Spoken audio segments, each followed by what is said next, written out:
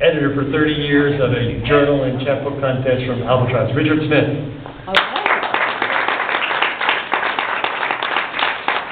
So everybody, sorry for coming late to the show. I was in the studio recording some talk shows about important issues. One being transgender rights, which are under threat from a ballot initiative trying to repeal the law that was passed in 2016. So if you're curious about that, you can look up HC Media, Haverhill Community Television. The show's called Grass Seeds. I also want to point out I did a show with this fellow back here called Mark Littman. Raise your hand, Mark. Talk to him about his work doing social justice, and hopefully we'll hear him read during the open mic session, so you could check him out on the show too. How much time do I have? I know we're running a little late. 5 minutes? Okay. I'm going to do some Mother's Day poems.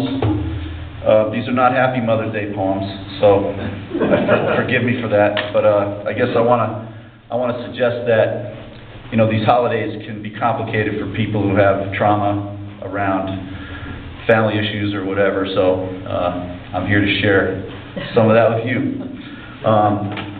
First one's called Mother of the Broken Body.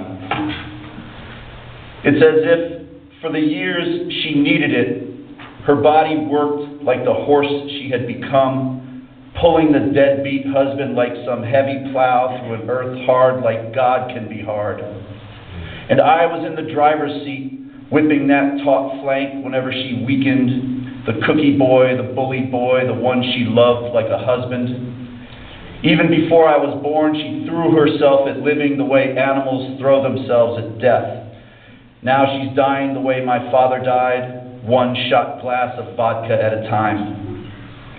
In some far ancient life, she could have been a druid priestess or some bog queen corpse beneath the peat. But today she's only another Irish alcoholic who fell off a ladder and broke a bone, whose lungs were butterflied, whose veins were scraped, whose hands will tremble in the mornings. Yeah.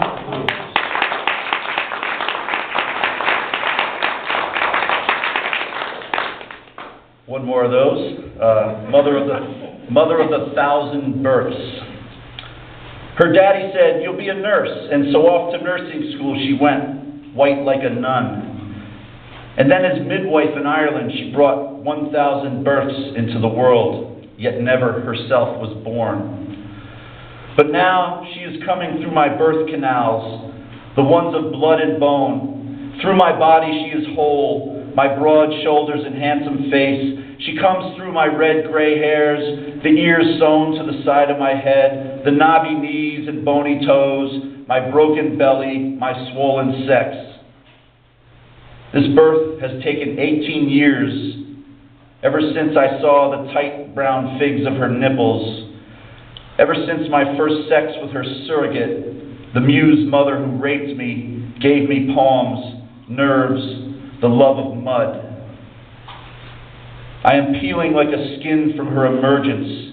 She is crawling forth, breaking through me. I am shed like a shell. Nothing is left now, nothing. Only fragments of skin, trace DNA, drops of blood where the body fell.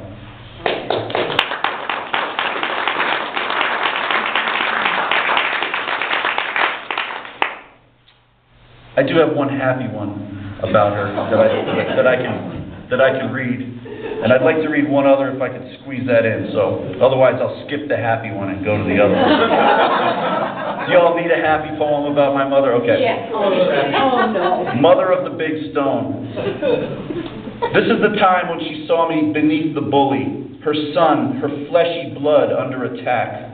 I watched her approach slowly, deliberately. She was coming to avenge me, the violence of fear that I endured all school year long. She carried the strength of motherhood down through time to that moment. Every angry animal was within her, every wild, blood-filled heart of the mother defending her young, claws bared, fangs, hairs bristling. He didn't see that. He saw a woman and he learned from his father that women get hit, children get hit. He learned how hurting people provides the illusion of control, so he played at hurting me, at being the abusive father he'd become. and didn't see any of that gathered in my mother's long, slow walk toward us. Then her hand flew out of her robe pocket, carrying the big stone, and her legs kicked out, and she became the fang and the claw all at once, and he began to run, but she threw the stone, and it hung in the air like smoke, like a firework, and he ran right under it, and it hit his back, and he knew then the powerful forces he was playing with.